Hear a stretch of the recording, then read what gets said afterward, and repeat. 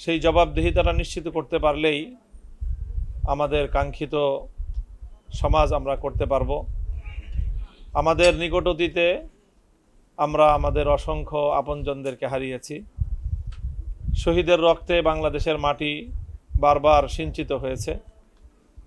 এখন সেই শহীদের রক্তের বিনিময়ে অর্জিত এই নতুন বাংলাদেশে একটি জবাবদিহিতামূলক রাষ্ট্র ব্যবস্থা আমরা দেখতে চাই। নতুন যে সরকার এসেছে তারা জবাবদিহিতা চাচ্ছে না, জবাবদিহিতায় মানুষ থাকতে চায় না, তারা জবাবদিহিতা থেকে মুক্ত হতে চাচ্ছে। আমাদের বাকিদের দায়িত্ব হবে এই সরকারকে রাষ্ট্রের দায়িত্বশীল হিসেবে যে কোনো মূল্যে তাদেরকে জবাবদিহিতার আওতায় নিয়ে আসা, এবং সেটা আমরা করতে পারবো। আমাদের প্রথম অ্যাসিড টেস্ট হবে গণভোট বিষয়ে জাতির কাছে সরকারকে জবাবদিহিতায় বাধ্য করতে হবে।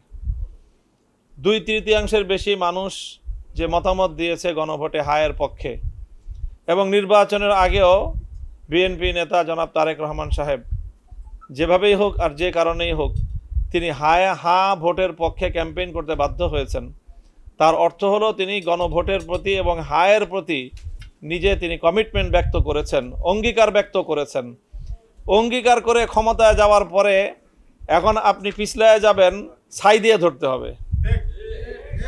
এবং আমরা যদি ছাই দিয়ে ধরতে পারি, বিএনপি সরকারকে গণভোটের প্রতিটি অক্ষর অক্ষর বাস্তবায়ন করেই বাংলাদেশের রাষ্ট্র পরিচালনা করতে হবে, আর না হলে তাকে প্রস্থান করতে হবে।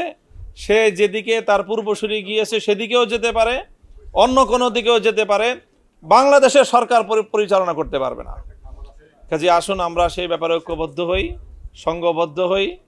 শহীদদের রক্তের প্রতি আমাদের যে দায়বদ্ধতা আছে, জুলাই বিপ্লবের আকাঙ্ক্ষা বাস্তবায়ন করতে হবে। আর না হয় 1.5 সহস্রাধিক শহীদ, 30 সহস্রাধিক যুদ্ধাহত জুলাই যোদ্ধাদের আমরা তাদের কাছে আমাদের দায় আমরা শোধ করতে পারবো না, ইতিহাসের দায় আমরা শোধ করতে পারবো না। আল্লাহ আমাদেরকে সেই জবাবদিহিতামূলক একটি সমাজ রাষ্ট্র গড়ার তৌফিক দান করেন। আসসালামু আলাইকুম ওয়া রাহমাতুল্লাহ।